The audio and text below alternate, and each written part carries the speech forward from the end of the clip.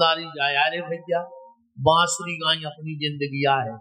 जब तक भगवान फूंक रहे हैं तो घर के छोड़े हैं, और जो अंदना भगवान ने फूंक वो बंद कर दो सो दिन ने डूबे है रे, और घर के फूंक के सफर के नदिया पे रोटी खा के सो जाए।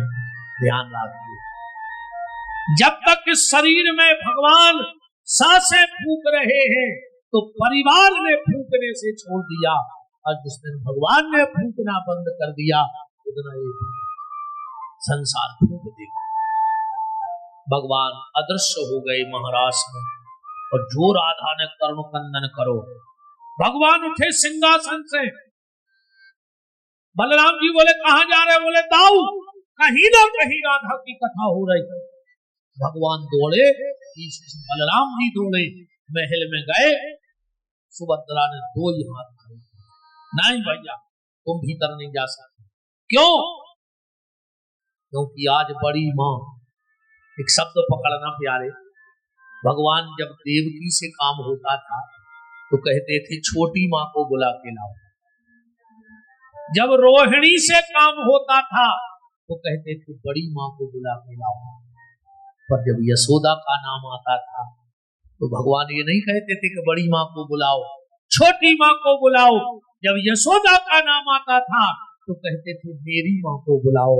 यशोदा भगवान की मां है, क्योंकि यशोदा की वो ममता है, वो ममत्व है, दुनिया की ऐसी कोई मां अभी तक नहीं हुई होगी जिसने जीवन में एक बार अपने मोड़ा पर कन्हैया ने कह दी।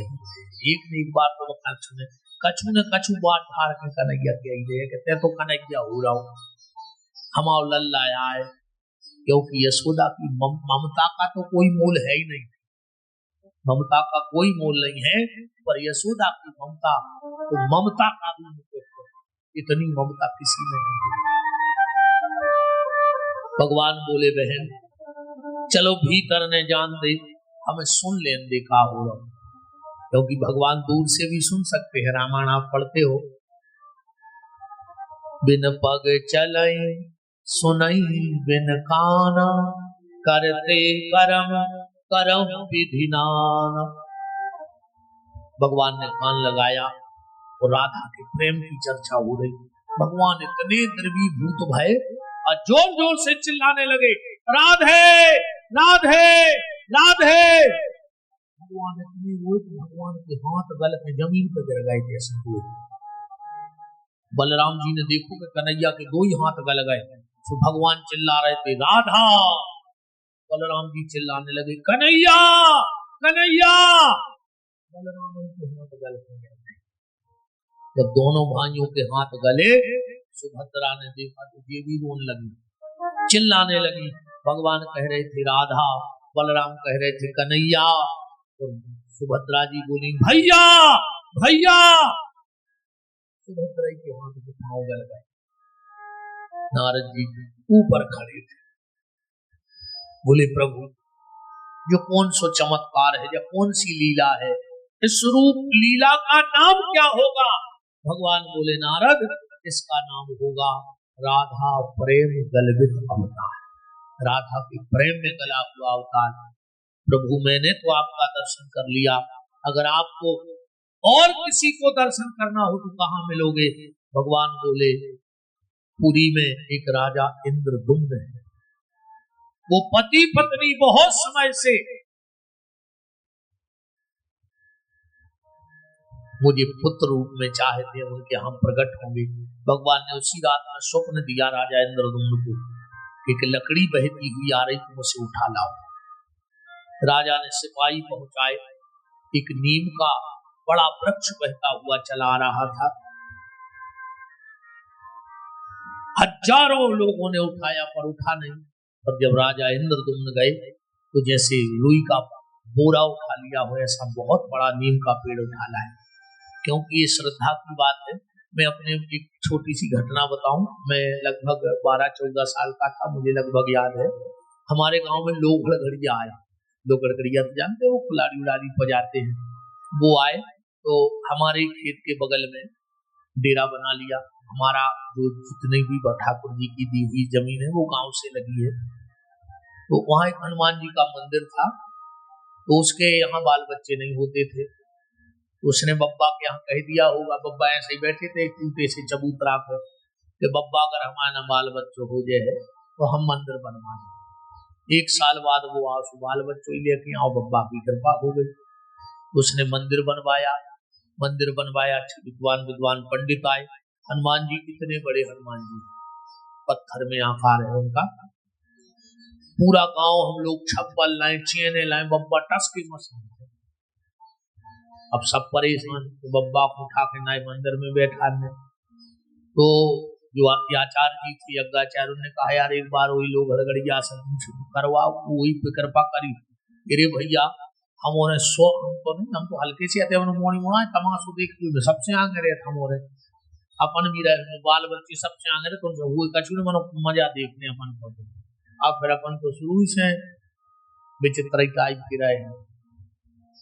वो लोग हड़गड़िया गाओ, यहाँ 25-30 आदमी बप्पा को इंच भर नहीं सरका पाए, उन्हें ऐसे हाथ डाल कर पहला सोफा और सिंहासन पर धरे आओ, क्योंकि ये सब भाव पर, ये बिल्कुल सत्य घटना है हमारे गांव। तो राजा इंद्रदुम्न लाए, बड़े बड़े कारीगर बुलवाए, पर जो कारीगर आवे हथौड़ा छेनी लगावे, हथौड़ा छेनी टूट जावे। चिंतित हो गए राजा। एक दिन भगवान विश्वकर्मा जी आए और उन्हें घोषणा कर दी किसी को मूर्ति बनवानी है। अब राजा इंद्रदुम्न को ढूंढ ही रहे थे, बोले हाउ बनवानी है, हमारी एक शर्त रहेगी। बोले क्या? बोले 16 दिन तक जिस कमरे में मैं मूर्ति बनाऊंगा वहां कोई नहीं जाएगा, ना कोई बाहर आएगा ना कोई भीतर, ताले लगने। बोले हाउ। राजा ने कही हमें तो मूर्ति बनवावे से मतलब है। ताले लग गए, विश्वकर्मा जी कैद हो गए, 6 दिन हो गए। रानी बोली टीएम होगा और एक लाइट माइट से बुझन लगी, चलो चलो कुछ नहीं।